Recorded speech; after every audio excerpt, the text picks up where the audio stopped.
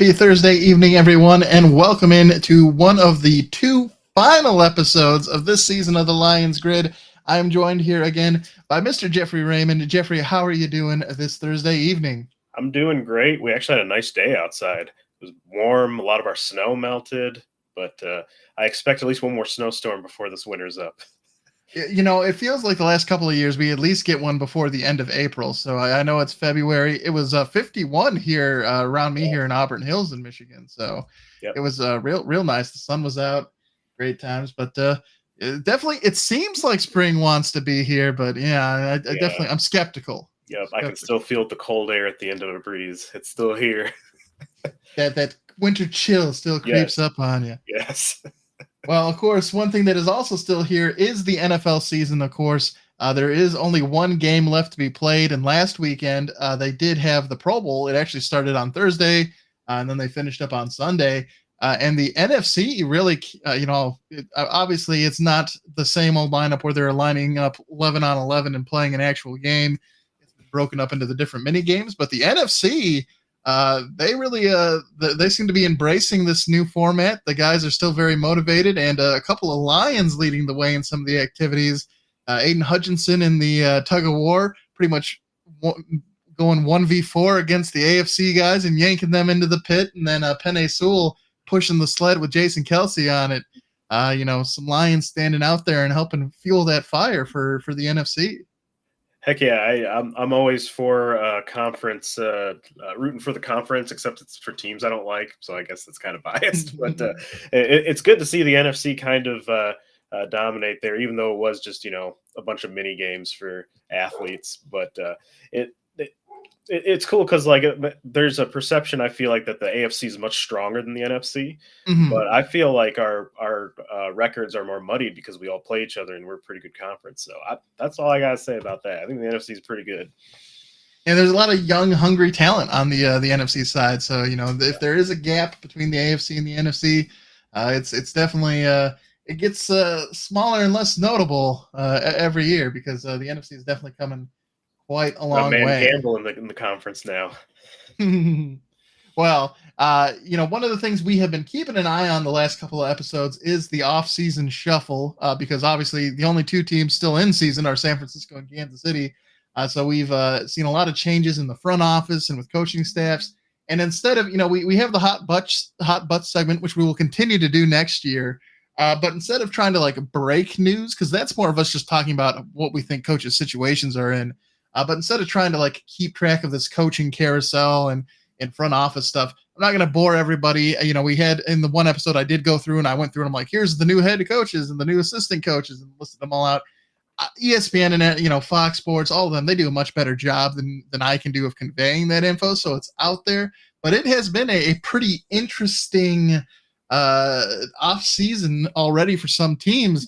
There was over a quarter of the NFL looking for new head coaches. And they've all been filled now. The last one there was Washington Commanders, and they have Dan Quinn now as their head coach. And that ties back to the Lions. And kind of an interesting thing that's come out since then is the story about how the Washington Commanders team was headed here on a plane to Michigan to talk to Ben Johnson about potentially becoming their head coach, and him sending them a text saying that, hey, appreciate it, but I'm going to stay with Detroit. And so that was leaked to the public, and now there seems to be sort of a you want to call it character assassination, sort of there's some media beef defamation. Yeah, Washington is apparently not happy with Ben Johnson, and I've seen a number of different articles out there, a lot of different takes. Some people saying that it's going to impact the league's willingness to interview him for future jobs because he pulled his name out in the manner in which he did. But what are your sort of thoughts here, Jeffrey, about this fallout from Ben Johnson removing his name? You don't really owe the Commanders anything if you're the offensive coordinator for the Lions. It's yes, you agreed to take the meeting, but if you're, notifying them just because they're on their way to meet, and they were also, mind you, meeting with Aaron Glenn too, so it's not like it was a wasted trip. But just because you were more excited about potentially Ben Johnson than Aaron Glenn, just because he removed his name, I mean, do you think they have a leg to stand on? What are your thoughts here? I do not think they have a leg to stand. First thing, I think that Ben Johnson, regardless of anything that happens with this, will get a job. I mean, Mike McDaniel's got a job again. Mhm. And the NFL is filled with all kinds of good boys club with head coaches kind of being hired over and over again, friends being getting like references from that they've been on the coaching staff and all that. And there are a couple things that kind of irk me about this. One is that this happened, like he removed his name, and then Washington was the first to kind of have something leak about them. Mm. Why say, I guess, why say anything at that point? Mhm. And then they said like he was going to be our guy, but he backed out. But they were on their way to interview, like they had an Aaron Glenn interview scheduled. So Mhm. it's like, so it makes the Aaron Glenn thing seem like a sham to me. Like we're just going to check a box and say, I don't know, man, it might be a Rooney Rule. They're trying to like, they're trying to check the box there, but like that kind of disrespects Aaron Glenn in a way as well. Mhm. And then I feel like the stuff coming out of Ben Johnson's camp, I feel like it's just more of like self defense, really, because Washington, I hate to be like they started it, but I feel like they did with even just like having that kind of stuff leaked out there. Yeah, it's definitely, certainly something you would expect out of like the Dan Snyder era of like the Yeah, Washington right, team, but right. like This this is is a not a good new start for that new. yeah, this is a new ownership group, like a new front office, new like you would expect like that these stories aren't getting out there, and then it also they just hired Dan Quinn to be their head coach. Like, how does that also make Dan Quinn feel when it's like, hey, we didn't get our number one pick in Ben Johnson, and he's an a hole for just sending us a text and saying he didn't want to interview with us? Like, what? I mean, it doesn't make a whole lot of sense any way you slice it. So. Yeah, but I just say overall, good for us, and I just feel like the owners and over in Washington are salty. Yeah, That's what I feel like it comes down to. and I mean, I don't blame them. And it kind of leads into our next question here. But does having Ben Johnson and Aaron Glenn back next year change your expectations for this Lions team? I know Dan Campbell was during the press conference. Obviously, he was very emotional after the loss to the 49ers. But, one of the things that he stressed is that it would be very difficult to get back to that position because of all the changes that the Lions are going to face between the end of that game against the 49ers and next season. And I think two of the big question marks there were both of these dominoes with Ben Johnson and Aaron Glenn. If they left, that opens up a whole world of, well, who do you bring in? Is it going to be somebody that can have that same level of chemistry with Jared Goff? Because I think a big reason we've seen Jared Goff be so successful in Detroit has been Ben Johnson.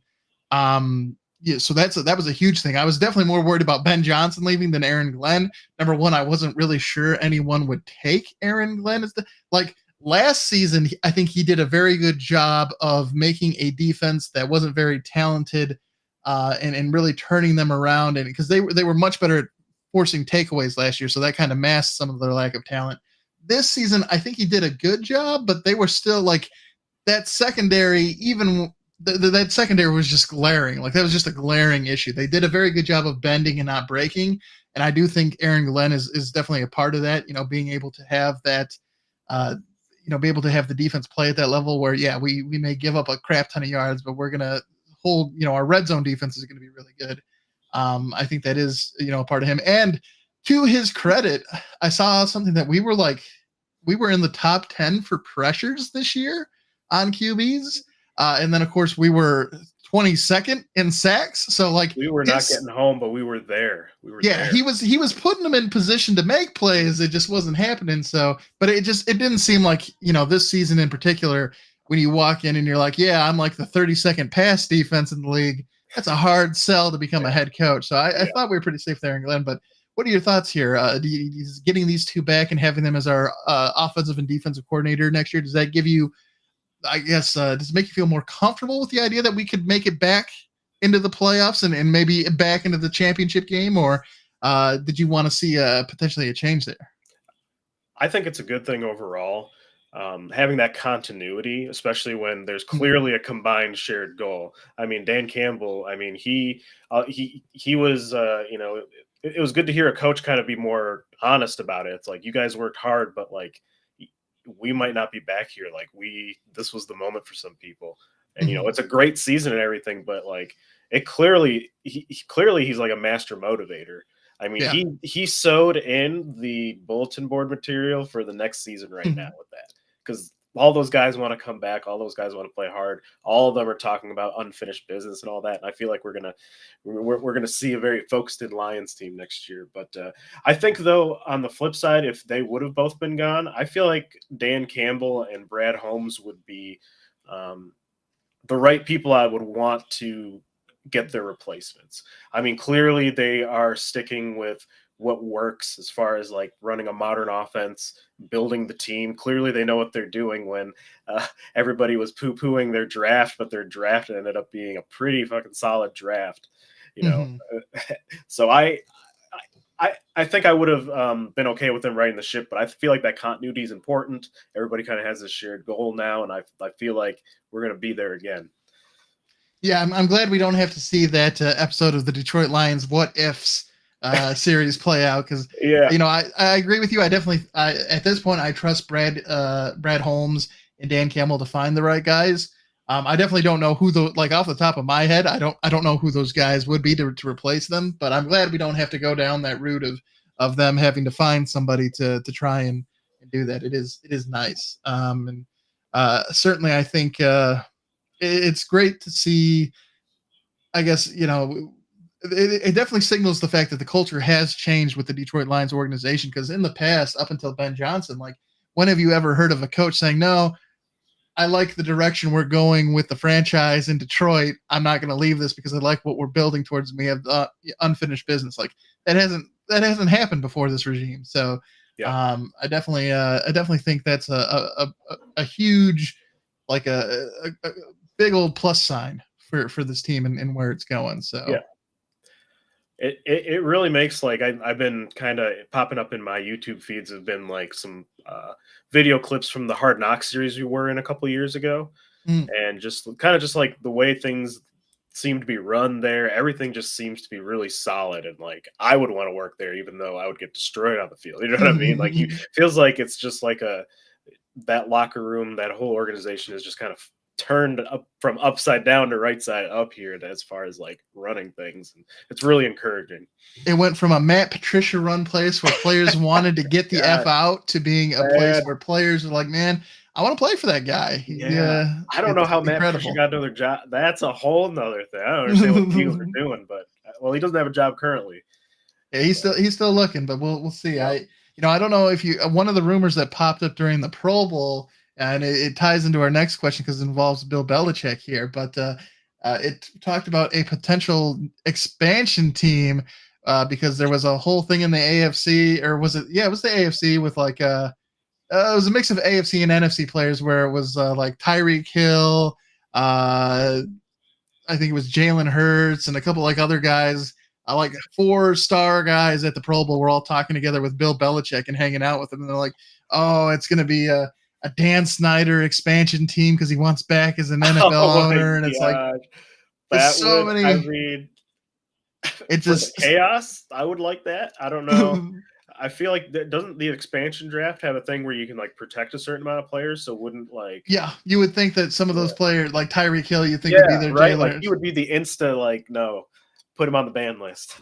Yeah. But it felt like something very much out of like the National Enquirer, like putting a tin hat on, like super, core of the earth, that the Lost World type deal. But it caught my eye. But in a more realistic thing for Mr. Bill Belichick here, obviously, we talked about the fact that like a quarter of the NFL was hiring a new head coach. Obviously, he had his final season with the Patriots. They decided to part ways. Of course, I don't think you fire. It's not after as much success as he's had with New England. I was definitely happy to see that the organization and him, parted ways, even though it equates to, I guess, roughly the same thing. Like, you don't fire a coach that's had that type of influence on your organization. So, but the fact that he didn't get a job, and then also Mike Vrabel, who was pretty successful in Tennessee. I got some stats here that I'll throw out in just a moment, but allegedly he being told that he is just too physically big, too physically imposing to It's be like, a head coach, and that was a detrimental to him. He was just what? too intimidating I during mean, the he's an interview intense guy, process. but like, they're both intense dudes. But And they're both winners. Obviously, with Bill Belichick, he has the third most wins in NFL history. He has 333 of them, and has a winning percentage of 65%, which is crazy. He has holds the records for 31 playoff wins and 6 Super Bowl wins as a head coach, 9 AFC championships, 17 AFC East titles, including a run of 11 consecutive division crowns. He's domination. 3-time coach of the year. But obviously, part of the reason why they decided to part ways is that the Patriots have missed the postseason 3 of the past 4 years. And this final season finished with a 4-13 record. But let's start with Belichick. We'll break this question down. What are your thoughts here? Obviously, just went through his resume speaks for itself. He is definitely one of the best coaches ever to be on the sidelines in the NFL. But what are your thoughts here about him not getting a head coaching job this next season? I'm actually surprised that no teams took a swing at him. I mean, Atlanta seemed like the one that was really trying to actively pursue him. Like I assumed, I think many people assumed he would have had a huge kind of market for himself to get into that, get into that position. But like the most publicly kind of prominent one was Atlanta. I feel like they're very close. They made it to a second interview and all that kind of stuff, and then they just, I guess, at the last minute they just decided. And we don't know why, but I feel like the speculation is about GM control because he had that with the Patriots, and I think he wants that again. But like you said, they haven't been making the playoffs. They finished 4-13 last year. Their offense looked absolutely horrible. Mac Jones was a rookie of the year candidate, and then he now he's like broken in the past. Like how is this possible? It's just but I will say he does still know how to run a good defense. His defenses have been in the top half of the league even after Tom Brady left, and I think he cracked. Well, he probably has, but I think he cracked the top 5 as far as total defense and defensive metrics as far as like running a good defense. So he knows how to scout talent and do defenses, but the offense has been clearly the biggest issue, I feel like. So I feel like teams kind of got scared by that, even though his numbers, speak otherwise. But I don't know. It's just kind of like, what have you done for me recently here? Yeah, in the post Brady era, it has definitely been the offense that has been the scary part of the Patriots. Just but when you have Matt Patricia as your offensive coordinator for a season, I Yeah, really like baffling decision. He also wanted to, during the Atlanta kind of negotiations, it was kind of brought out there that he wanted to bring back Matt Patricia, Mike McDaniels, like Joe Judge, like all the homeboy Hall of Fame from the Patriots that like kind of flamed out elsewhere, and people were like, I don't know if we want like Patriots down south over here. Arthur Blank, he wants to get a win. He's been saying that like, I'm getting old, I want to see a win in our lifetime. So I was like, oh man, he's gonna make a desperate play here, but didn't happen. Yeah, real strange. And then on the other side, of course, a former Patriot himself playing under Bill Belichick, Mike Vrabel. He finished his time in Tennessee with a 56-48 record. That is above a 500% there. He's got the 50. It's almost a 54% win rate there. And with him as the head coach, the Titans reached the postseason 3 straight seasons between 2019 and 2021, and they lost in the AFC Championship game to the Kansas City Chiefs in 2019. And then, well, I guess technically it might have still been 20. No, it was probably 2020 technically when they lost, but it was that 2019 season. Right. And then Vrabel was also named Coach of the Year during his after the 2021 season. He guided Tennessee to a 12-2 record that season and their second straight AFC South Division title. So he had a lot of success down there in Tennessee, and the AFC South is definitely one of the divisions in the NFL. I think it's safe to say both the AFC and NFC South are kind of known for their instability, their kind of wackiness. They both kind of suck. And no team really seems to want to grab that division by the horns. But Mike Vrabel, for his time there was a very consistent winning coach. And again, to see him not land anywhere, I think surprising. But what are your thoughts, Jeff? Yeah, I'm surprised by this too. When he left Tennessee, I feel like there was a lot of tension between him and ownership and him and GM. And so there was like, because he was visibly upset when when they traded AJ Brown away. Like, Mm, and the trade really didn't make sense because they were in the middle of kind of competing for the playoffs. They're a fringe team. Why would you get rid of their best, their best player yeah. for a rookie wide receiver that is supposed to make up for all of that production like that? That decision doesn't make sense to me. And I just think there was a lot of tension there. So I feel like Vrabel probably thought he could have gotten another job. Yeah, I think it's surprising. But I feel like Vrabel could take a year off and come back. I don't know if Bill Mhm. Belichick would want to, given how old he is. Yeah, that's a great question. Do you think we've seen the last of Bill Yeah, Belichick as a head coach in the NFL? I don't know. I mean, he reminds me of Emperor Palpatine in many ways. But I feel many like many ways. you can't count him out. Like he lost Brady and he's losing and he wants to come back bigger and better than ever. But it's hard to do that clearly because he couldn't get a job. Well, it's interesting. He's 71 years old. Obviously, he's known for having a friendship also with Nick Saban, who's 72 years old and just retired from Alabama. I know he's going to be going to ESPN to work as an analyst. So I wonder if maybe that's the move for Belichick. Maybe he goes, whether it be ESPN or some other network. Does he go the analyst route? Does he try and stay in maybe more of a front office position with an organization and get off the sidelines? I don't know, but it definitely I think you're right. I think we have And Brady's probably. coming back to me. Brady's starting his media journey this year. Maybe they could team up. Yeah, although I will say, Brady is that whole Fox deal. He's getting paid what $350 million in that Fox deal, which is more than he made during his entire career as a Why did I ever Patriot. play football? And it's also kicking poor what's his name? The why am I blanking on his name?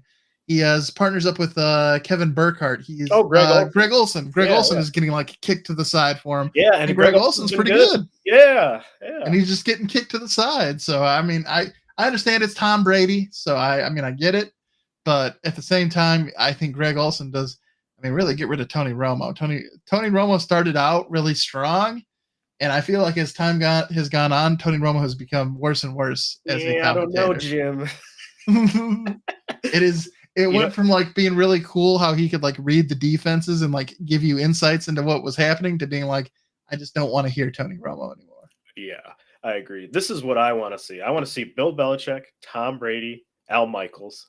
Just lock them in the booth and tell them they don't think you got it anymore, and then give them the season and see what they can do with that.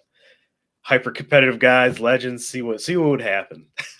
Yeah, I wonder if they would even be willing to step in the booth I don't together. know. I don't know how I that don't know. relationship is anymore I don't between know. Bill and Tom.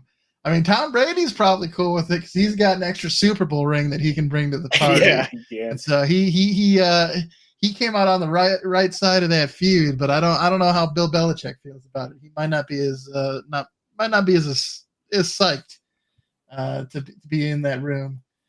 All right. Well, before we jump into an update on where we are with Pick'em and we talk about the San Francisco game, I just wanted to take a moment. I'm tossing a QR code up here on the screen. You can see it up there. And again, whether you're on YouTube, Facebook, Twitch, or Twitter, you should see that there. You can scan that particular code, and that will actually take you to a GoFundMe page for a organization called the Walden Learning Center in Coldwater, Michigan. They are currently raising money to bring in a service dog, and they're really close to hitting their goal. They're looking to raise $7,500 total. Currently, just through GoFundMe, I know there have been other donations that have been made in person to the school, but they're currently sitting at $4,540 with 61 donations. If you have the means and you're interested, Jeffrey's wife is one of the educators there that helps with the children with the special needs, and bringing that dog in would be not only a big deal for her students that are part of the program, but just for the school in general. I think she mentioned, right, Jeffrey, that a lot of the other schools that already have K9 units in the district. It's just her particular the learning center there doesn't have one. So Yeah. if you have the means and you'd like to help support it, go ahead and I think I can leave that QR code up for the remainder of the broadcast here, but if you do scan that, it takes you to the GoFundMe page. You can read Nicholas Porter is the organizer of it. He's actually the person who will be sort of the handler of the dog, and he works there. And you can read. He does a much better job of explaining the significance of what the dog would mean to having them there. So I'm not going to try and outdo his words, but if you scan that QR code, it'll take you to it. And any money you donate, again, will just go straight towards the care and getting the ducks. I think, thankfully, they have enough money to actually we've reached the point where they're for sure getting the dog. So the extra funds just go help in making sure that it's provided for and cared for. So if you would like to donate, please do so. Check it out. Yeah, thanks for throwing that up, Kevin. Appreciate it. Oh, yeah, no problem. I mean, that's one thing I think we'll do a little bit more of here next season, and we'll talk about it next episode too. Is, you know, one of the other things that I support is Extra Life, which is a fundraiser that does Children's Miracle Network, and so we'll try and keep those things up so that, you know, even if we get like one donation from doing this as part of the show, and it's great at that point. It's all worthwhile. So if we can help raise some awareness and some funds for these great causes, all about it. But with Pick'em, Jeffrey, we are currently sitting at a tie. You and I are both sitting at 6-6. Last week we both went 1-1. Of course, Kansas City and Baltimore. Baltimore was favored by 3.5, and we chose Baltimore. And of course, Kansas City won outright, so that 3.5 points didn't even matter. And then all of us got lucky. We all took Detroit, but Detroit was San Francisco was giving 7 points to Detroit. So with that field goal victory, even though it ruined us from being able to talk Lions in the Super Bowl, it still was a win for us in Pick'em. We'll take it. We're 6-6. Joe actually had a fantastic week last week. He went 2-0. I guess it was 2 weeks ago. He went 2-0 and is now 5-7. So he's just a game back. It's very tight. And of course, we'll do our pick here for the 49ers Kansas City Super Bowl in just a moment. But let's talk about this game, Jeffrey. Yes. I think the first thing to ask here is just, what is your level of excitement going into this game? Are you like, I know obviously it's a little painful for us with how close the Lions got, but are you looking forward to this matchup between San Francisco and Kansas City? What are your thoughts? I am. I love football. Lions are obviously my favorite team, but I also love the league and just football in general. So I usually around this point, I've only been a casual, just watching other teams play. Mm-hmm. It's a weird feeling having this hurting me. What kind of hurt is this? But I'm excited to see it because clearly these two teams have made it through the gauntlet, so they're the best the NFL can have, and the Super Bowl is, that's their team's ultimate goal. I want to see that, and then it's going to be painful afterwards because I love me some basketball, but there is a long void in the summer where I'm like, give me some football, please. I was looking because one of the things we'll be going over next episode is sort of our important off-season dates for this upcoming year. And so obviously it'll be a while before we get back into doing regular episodes for the Lions Grid for season 8. But surprisingly, like the combine, that actually comes up at the end of February, early March. So, it's there'll be some episodes coming quicker in season 8 than I thought. I thought there was a little more time off in the off season for us. But obviously it's a while before we go back to doing regular episodes. But I think I'm in that same area as you. I'm looking forward to seeing this game. I do wish San Francisco is a very exciting team. I like the players they have. They have plenty of stars on offense and defense. I'm a little less excited about the Chiefs. I think I would have been more excited with the Ravens, just because of, don't get me wrong, Patrick Mahomes is a fantastic quarterback. Travis Kelce, yes, did he take a step back this year? But he's still pretty good. Still got it in the tank. But outside of that, like, their offense it isn't sexy. The Kansas City Chiefs do not have a whole lot of flash on that offense.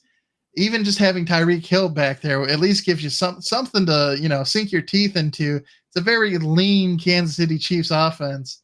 And I like it hopefully will be a competitive Super Bowl. I don't want to see like one team get blown out. I don't like to see those. Yeah. Although it was interesting that speaking of Bill Belichick earlier, the year that the Patriots got down to the Falcons against Kyle Shanahan when he was the offensive coordinator, and then had that second half rally. Yeah.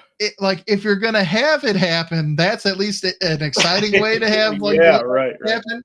Like one team does it one quarter, then the other team flips it around, do the reverse sweep. But yeah, I mean, I think it should be a good game. But yeah, the Kansas City.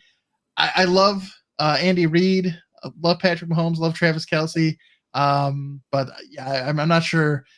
There isn't a whole lot else to get me excited about the Kansas City offense in this game. But you had a theory about someone we might see a lot of here from Kansas City.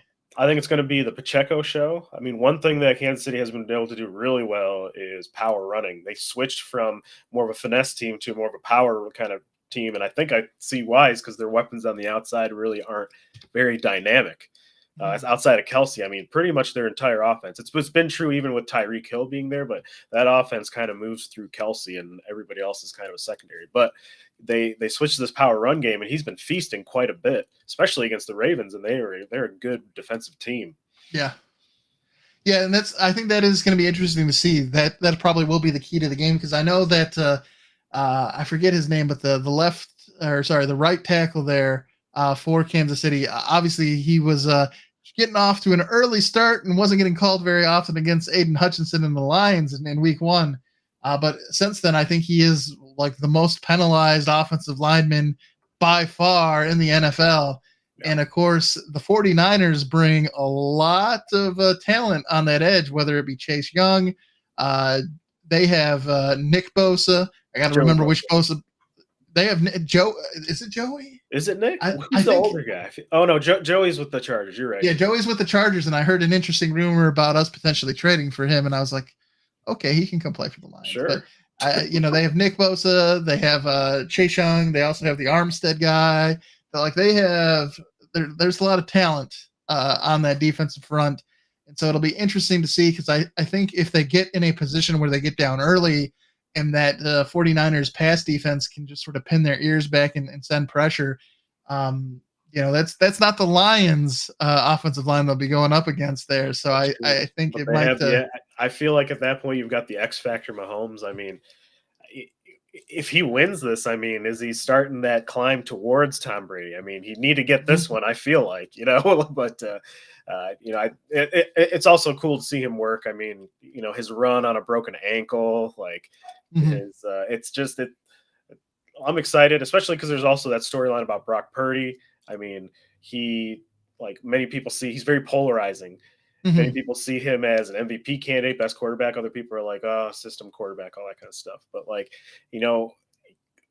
for me, the quarterback's job is to run the offensive system. He's your head coach on the field. He's calling the plays. He's calling the shots, and he's doing that in a Kyle Shanahan offense. A Shanahan offense, which the NFL is trying to copy. Like, as soon as this takes off, that's kind of birthed this modern kind of NFL movement. But to me, it's going to be exciting to kind of see how it operates against this good Kansas City defense.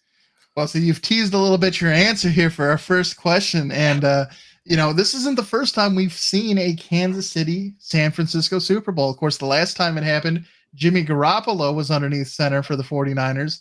And they ultimately made the decision, despite Jimmy G getting them to the Super Bowl, that he was not the quarterback to get this organization the win they needed. So my question for you here, Jeffrey, if San Francisco does lose to Kansas City and Brock Purdy doesn't play well, do you think there's a chance that the 49ers try to find someone else at QB?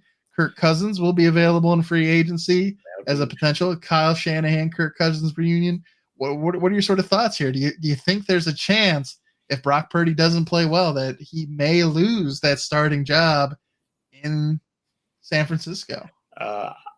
I think that it depends, I guess. Is he on the third year of his contract, of his 4-year rookie contract? Because they have him for very cheap. He's not even making $1 million. He is there for super cheap at the moment. Let me see how many. Because from a purely economic standpoint, I feel like even if he doesn't play well, he's played well enough to get you to the best game. So like I would be more conservative in that kind of department, but I guess it depends. If he's about to be a free agent, then that could be spicy. But I feel like he's in the midst of his quarterback, his rookie I contract. think he has at least one more year because Okay. he was Mr. Irrelevant. So I think he signed a 4-year deal. Hmm. So I think he's got at least one more under contract. Okay. Um, but still, I mean, he at some point he is going to be due I mean, and if he gets a Super Bowl ring Oh yeah. for the Niners, it's going to be a pretty Oh yeah. big payday. He's gonna have to be able to demand whatever the highest is. I mean, I feel like that's how it's going. Yeah, so I mean, they may be. I know we're probably heading towards a big payday for Mr. Jared Goff, but they may just be doing something similar to the Lions, where hey, we don't have to rush this, so we're not going to, and let's just see what happens.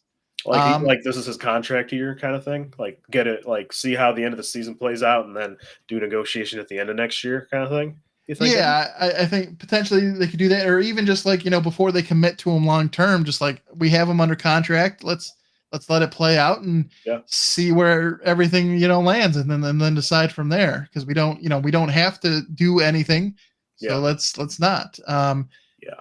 And I mean, I think certainly is he's smart. been paid pretty handsomely too. So Yeah, I mean, for us normies, he gets paid yeah, pretty right, well. right. He has more money But than he could possibly ever need. as far as NFL quarterbacks are concerned, certainly is underpaid. But yeah, it's. I mean, I wouldn't necessarily be surprised either, though, if they did make a change, just because I think this organization has sort of proven or has shown that they are committed towards winning a Super Bowl, and they're not afraid to pull the plug on things that aren't going to get them there, whether it be Jimmy G, Trey Lance.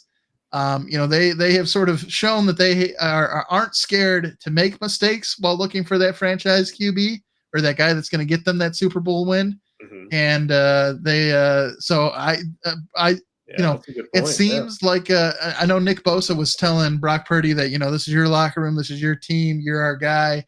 But at the same time, there have been, even if you go further back from Jimmy G, Colin Kaepernick, obviously there was more that happened there, but like they've had guys and they have not been afraid to move on to get those guys in this pursuit of a Super Yeah, that Bowl. was under Jim Harbaugh. So yeah, it wouldn't surprise me, but I certainly they if it was any other organization, I'd say probably not.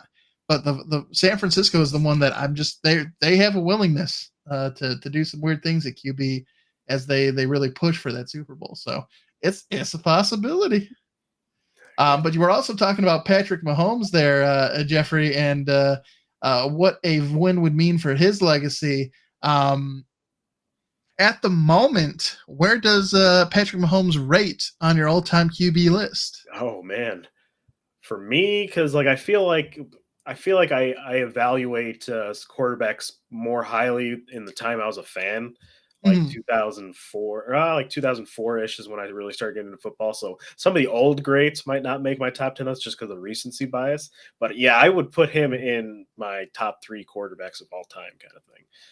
He, as far as what he can do, what he's capable of doing, his numbers speak for himself. As far as just like coming in and instantly just putting up video game numbers, I think he's playing Madden out there. I mean, it Mhm. helps that he has a great coach in Andy Reid, who's always been very kind of plays to the strength of his offense and just creates like good ways to get things done. Even this year, even though they're struggling, they're still winning. When it counts. Mhm. But yeah, he just impresses me just with just what he's able to do.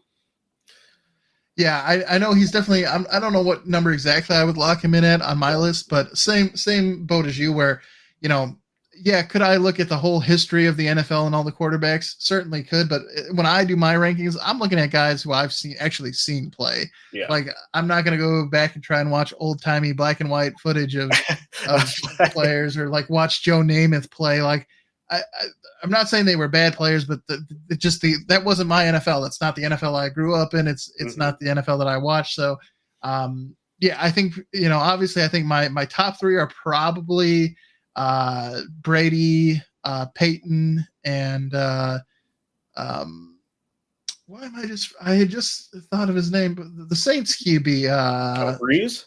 Drew Brees. Yeah, those are probably like my top three guys that I've seen play. I mean, yeah, I did get to see when I was really young John Elway and Dan Marino and Brett Favre and stuff like that. But I think those three guys are definitely my top three. And then after that, guys like uh, I think Michael Vick could have been higher if things had played out differently for him. He's definitely one of the most talented quarterbacks I've ever seen play. His replays are still nuts. Even today, like they hold up to like what he was able to do. Yep. So I mean, as we're starting to fill out like a top 5, top 10, I think that definitely Patrick Mahomes, Mike Vick are certainly up there. So we should do a draft one time, like draft our all-time kind of do our own fantasy draft of our all-time teams. Yeah, that would be. I like it. We'll get that done. But I think he's whether they win or not, Kansas City. I think Patrick Mahomes has he is, I think right now, the pinnacle of like this era of the NFL. Like obviously we've moved through the Brady Manning era. We've got there's no more Phillip Rivers. There's no more Eli Manning. Like we've gone through one era of the NFL into this next one. And I think Patrick Mahomes is by far the best quarterback of this era, both physically and his ability to lead the team. So it's pretty impressive. And given his supporting cast, we talked about it not being a very sexy offense that he's at the helm of. Do you think this would be Mahomes' most impressive Super Bowl victory? Or you did mention earlier, of course, when he was playing with that broken ankle. Do you think if he gets the Super Bowl victory, does this top that? Or do you think the run with the broken ankle is more impressive? What are your thoughts? The run with the broken ankle is just like a superhuman feat to me. To me, I mean, like, dang, like I stubbed my toe and I was taken out for a good like 15 minutes or something like that earlier. But like he ran full. I mean, he got the first down. He got his team to win the game, and that was really impressive. But this is going to be an interesting one because I think he's going to have to rely on his weapons a bit more because like he can't do everything out there. But I don't know. I feel like we'll see another legendary play that Tony Romo will be gushing over next year. Yeah, I think certainly it's weird. Like his best supporting cast is actually probably his defense this season. Yeah. So it's kind of a flip because definitely when I think of the Kansas City Chiefs during this run they've had, I've definitely thought of them as an offensive first team. Like they're a better offense than defense, and now it definitely feels flipped. Yeah. They play really good defense, and then to your point, they play that power football, running it, and it keep the ball out of the other team's hands. So. Yeah, if he wins this one, I think it is probably going to be, his most impressive Super Bowl victory, just because I also think the 49ers are kind of stacked, right? You have two potential MVP candidates on that offense. Their defense is really good. I think the 49ers are definitely a team with all of the talent to get a victory. So if he can, I think definitely we'll talk about it in Pick'em. I'm surprised that the line's only 2.5 for San Francisco being favored in this game, especially because they were favored 7 against the Lions. The fact it's only 2.5 here against Kansas City, I guess it helps that it's a neutral site and all that good stuff. But I definitely would say on paper the 49ers are by far the better team, and should be like the clear favorites. So. Yeah, I agree, especially with the 2.5 line. That's like in the zone of basically equal, and that's when we have home and away games. This is a neutral site, so this is I feel like it's a more truer indicator of how the perception is about it. But I definitely agree. If the 49ers should be favored here. Yeah, and then before we get into our pick'em here, just one last question. Obviously, we know there's been talk all season about this Travis Kelce. Is this going to be one of his final seasons? He hasn't looked as good. There's definitely been a decline in his productivity. We've seen him drop passes, which he hasn't usually done in the past. Of course, Andy Reid is also getting up there in years. I think, let's see, how old is Andy Reid nowadays? Andy Reid is 65, so younger than Bill Belichick, but still, I mean, 65 is pretty old. How much longer do you think we'll be able to see this trio of Reid, Mahomes, and Kelce out on the field for the Chiefs? Oh man, I think Kelsey. I feel like Kelsey would be the first to retire, to be honest with you, just because of the wear and tear he Oh. takes on his body and his position and what he does. Um, and it's been incredible his longevity, despite despite being like taking these like really hard hits, and people have to tackle your hip and your legs basically just because you're so big. You know what I mean? Like Mhm. if your offense runs through it, like he's wearing down at a more faster rate than I feel like. Though Andy Reid is really into chicken nuggets. So he is famous for eating Just burgers explain at it his. again with the nuggies. Yes, yes. I But do I do like the fact that Patrick Mahomes has gotten both Andy Reid and Travis Kelsey into those State Farm yeah, commercials.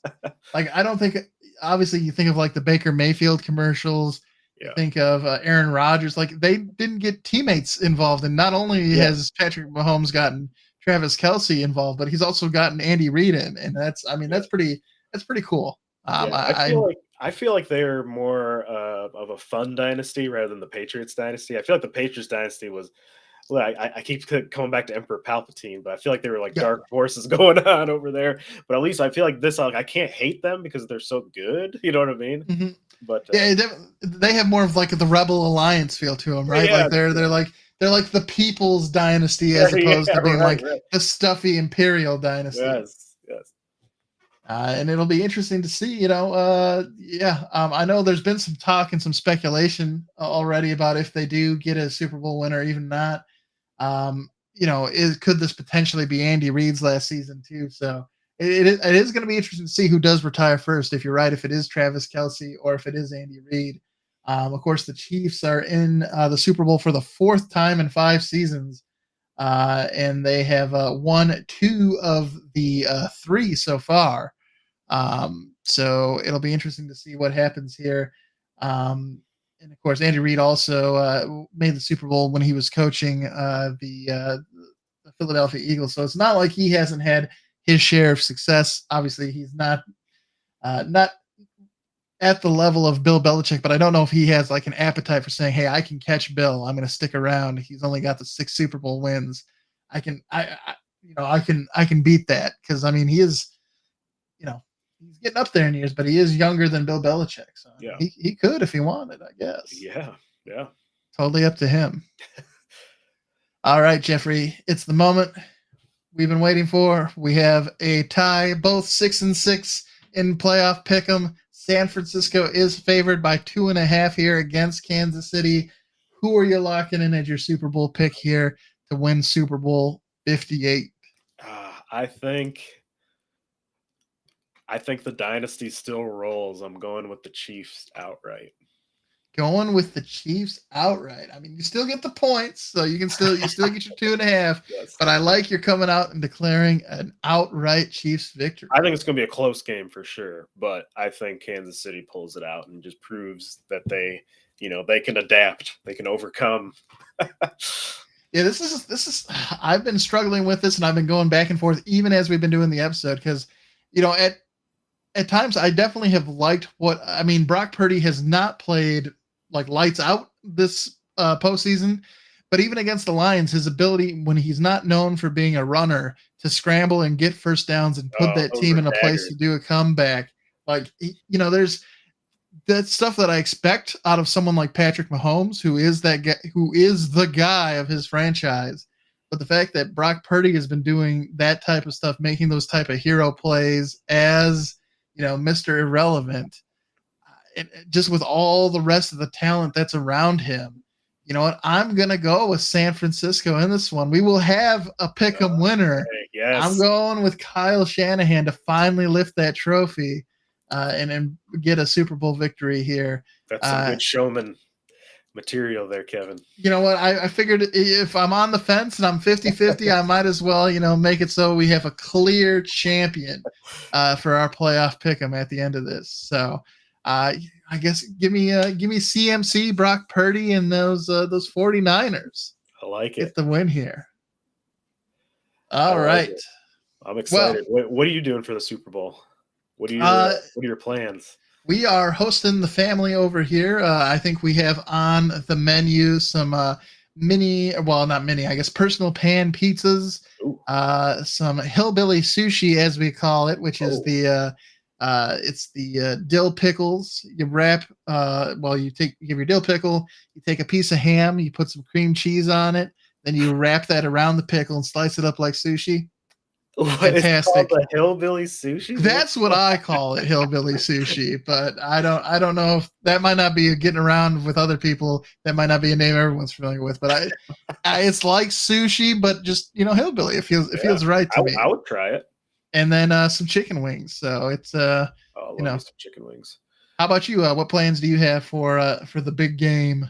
My wife Hillary and I are going to go to a neighbor's house, and we have a couple other neighbors kind of going in there. We're making food, and I'm not sure what's on the menu. Typically, in those situations, I go for the I'll buy whatever it is. Like I'll get you a Mm. tray of cookies from Meyer kind of thing. Oh, you're not But gonna like take over. I know you have a smoker. You're not gonna take over I any smoked do. meat. Do some. No, I didn't. I didn't get it ready in time, so I'm not providing the meats this weekend. That is, I love doing smoking and stuff like that, but the time involved, it is a It is. labor of love. It is a labor of And if love. you don't take the time to do the preparation beforehand, there's you just can't make it up. There's No, nothing you no. can do. And then then your results are like 9 hours later. You're like, oh dang it, I messed up an hour too. All right.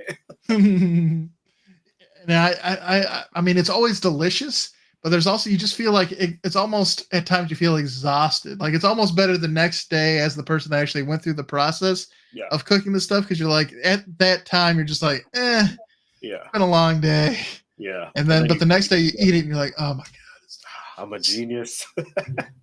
I'm a meat artiste. Well, anyway, it sounds like you have some fantastic plans, and I hope everyone else also has some fantastic plans here. Of course, we want to thank everybody who's tuned in today for this episode of the Lions Grid. Obviously, we did talk a little bit about Lions with Ben Johnson and Aaron Glenn a little bit earlier, but it's unfortunately with how things worked out, we're just not in the Super Bowl, so there's not a whole lot of Lions to be talked. But next episode, which will be coming to you next Thursday, it's our final episode 27 here of season 7. We'll be talking a lot more Lions. We'll be talking about mine and Jeff's wish list for the upcoming season. What we want to see them get done here in the off season, as well as just talking about some important dates that are coming in the off season. When the combine's happening, the draft, all that good stuff. Because of course we'll be like I said, it won't be probably until the end of August, that early September, that we're actually starting to do regular weekly episodes of the Lions Grid. But we may keep some content coming your way. I know Jeffrey, we had the great idea during the show to potentially do our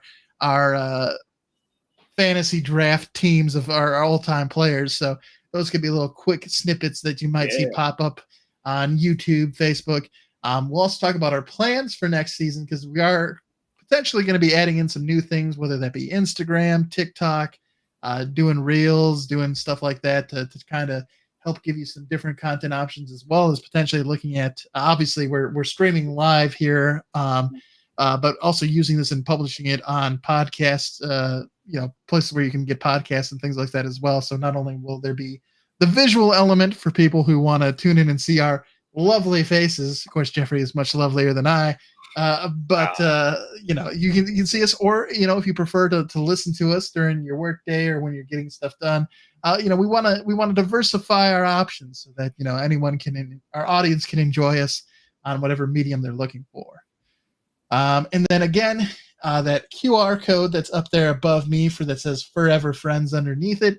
That will take you to a GoFundMe page that is helping to support bringing in a service dog, a service canine, to the Waldorn. It's Waldorn, right? Waldron. No, Waldron. Yeah. Waldron Learning Center in Coldwater, Michigan. Which again, Jeffrey's wife Hillary works there, but it is a great opportunity to help raise some funds to help them bring in. They're already bringing in the service dog. They've already hit that mark, but just to help make sure that they have everything they need to take care of the service dog and make sure it lives its best life and can help out the kids. So. Yeah, absolutely. It pays for vet bills, food, just resources needed to keep upkeep on a dog. Because I love dogs, but you do have to care for them at the end of the day. They do. Azula, my yellow lab, just went to the lab the lab went to the vet this morning. So she they are constant effort, kind of like kids themselves. But yeah, want to thank everybody for tuning in. If you do like the show, please do help our channel grow. And again, you have your option depending on your favorite medium, whether that be YouTube, Facebook, Twitch, or Twitter. Just search for the Lions Grid. Make sure you like our page. And then if you can, I know on YouTube, you ring the bell for notifications, but make sure that you enable notifications so you know when we're going live. And of course, the last episode of season 7 next Thursday, at 6 p.m. Me and Jeffrey will be here talking the future of the Detroit Lions and what we'd like to see as we sign off before we come back to you for season 8. Thanks again, everybody, for tuning in. Jeffrey, as always, thank you for joining me. Thank you for having me, Kevin. And we want to wish everyone a fantastic, safe evening. And of course, hope you all have a fantastic time viewing the San Francisco 49ers take on the Kansas City Chiefs during Super Bowl 58. Thank you, everybody, and have a fantastic evening. Bye-bye. Bye.